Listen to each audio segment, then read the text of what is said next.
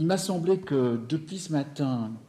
au fond, on tourne autour d'une question qui est la tension entre besoins infinis et ressources finies. C'est ce qu'on a cessé de rappeler dans les différentes interventions, au fond, les unes après les autres, que ce sujet-là a été assez proche de la décision sous contrainte, et qu'il y avait des limites aux soins qui n'étaient pas que des limites médico-techniques, mais à l'évidence des limites médico-économiques dont on n'avait pas toujours dans notre système de soins pris la mesure, ce qui a amené un certain nombre d'intervenants à dire que l'objectif, c'était quand même de mieux soigner et de mieux dépenser, et que pour parvenir à ça, il fallait au fond discerner mieux et opérer de meilleurs choix, parce que c'était des choix plus éclairés, plus délibérés, plus discutés. Il m'a semblé, moi, qu'il y a deux groupes de choses qui se dégagent depuis les travaux de ce matin, mais peut-être au fond vous aurez un avis très différent en fin de journée. Malheureusement, je serai privé de l'écouter, mais vous ne m'en voudrez pas. Le premier point, c'est que pour résoudre tension entre besoins infinis et financement fini, il faut des ajustements individuels et collectifs dans les pratiques des uns et des autres. Un des éléments de la discussion de ce matin a permis quand même d'essayer au moins de faire la distinction entre une certaine légitimité de la lutte contre les gaspillages, qui paraissait au fond à tout le monde acceptable, et une notion un petit peu différente de frugalité autour du soin nécessaire. En tout cas, moi j'ai voulu la regarder comme ça, de manière objective, plutôt que comme une frugalité morale, une espèce de s'abstenir de faire. Non, c'était l'idée de la chose nécessaire que l'on doit faire et éviter de faire des choses pas nécessaires. Sur la route de cette frugalité, au fond, on voit bien qu'on a dans nos systèmes de santé, et particulièrement en France, maintenant des institutions qui permettent de dégager des règles, des normes, des recommandations. Je ne suis pas sûr que les juges, une fois qu'ils attrapent tout ça, ne décident pas qu'au fond tout ça c'est des normes, même si nous, intellectuellement, on les distingue entre recommandations, règles ou invitations à faire. Mais en tout cas, manifestement, le choix qu'on fait, même si on n'est pas dans une recommandation manifeste autour de la frugalité, c'est de dire qu'il y a du soin raisonnable. Voilà, et que ce soin raisonnable, il doit correspondre à des normes, à des comportements, à des façons de faire, probablement après délibération. C'est de plus en plus souvent ça, et de plus en plus des délibérations qui associent les différentes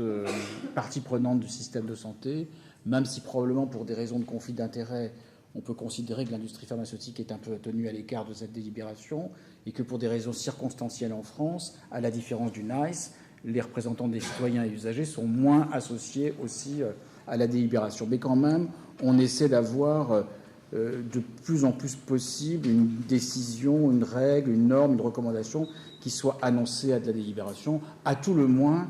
on essaie de faire de tout ça quelque chose de transparent et de rendre ces différentes règles accessibles et compréhensibles pour tous. Donc dans ce paysage des ajustements individuels et collectifs, il y a d'un côté la lutte contre le gaspillage, de l'autre côté ce qu'on pourrait mettre autour de la notion de frugalité, et puis troisièmement la question des rationnements, avec un débat sur le rationnement juste et le rationnement injuste,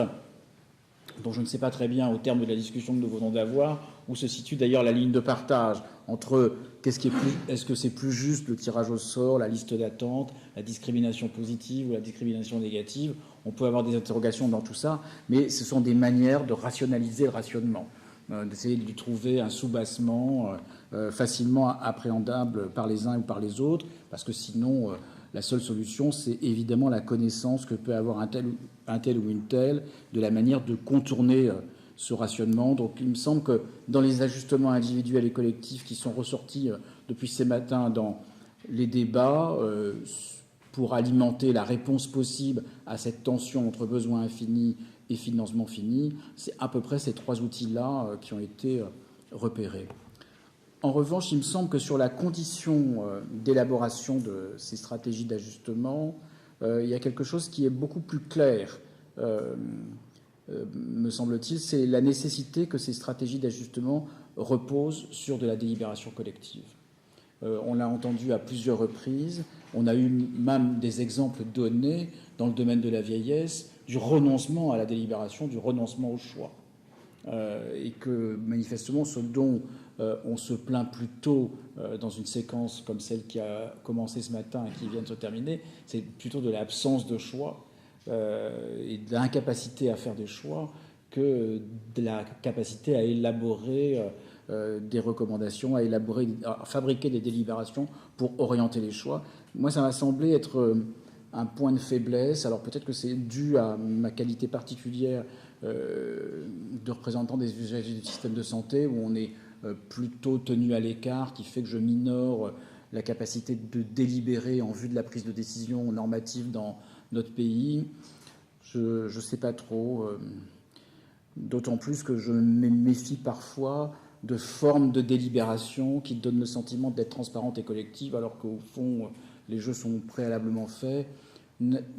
On n'a pas, par exemple, d'algorithme du débat public en France en matière de santé. On est resté un peu sur notre faim après la loi du 4 mars 2002 et après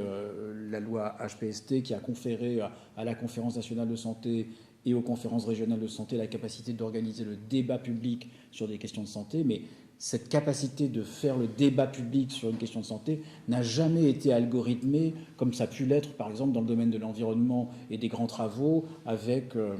la Commission nationale du débat public. Vous avez là une véritable autorité indépendante chargée d'organiser le débat public sur des questions d'environnement ou sur des questions de grands équipements publics, avec une méthodologie, avec une publicité du débat, avec des rapports d'enquêteurs, etc., etc. Dans aucune sphère du système de santé, à part la HAS dans son modèle très centré sur la qualité, pas sur les choix, mais sur la qualité, vous n'avez de ritualisation du débat public au sens où on l'entend en sciences politiques et administratives.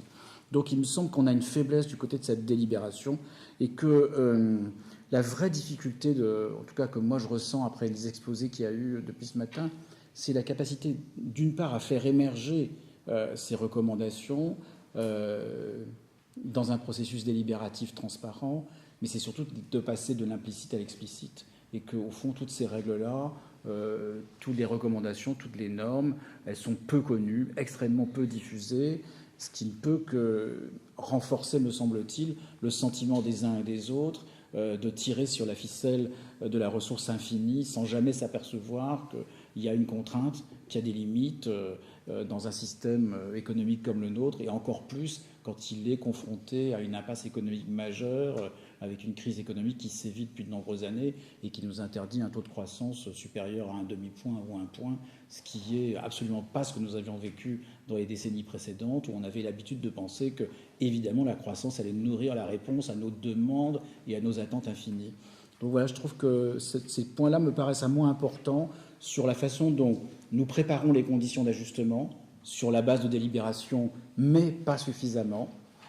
et à mon avis avec une absence de transparence sur les règles produites dans ces sphères de délibération qui me paraît encore trop faible dans un pays comme le nôtre. Voilà ce que je pouvais vous dire de mon trapèze volant. Où êtes-vous, Paul Loup, là-bas? Voilà ce que je pouvais vous dire de mon trapèze volant à mi-journée.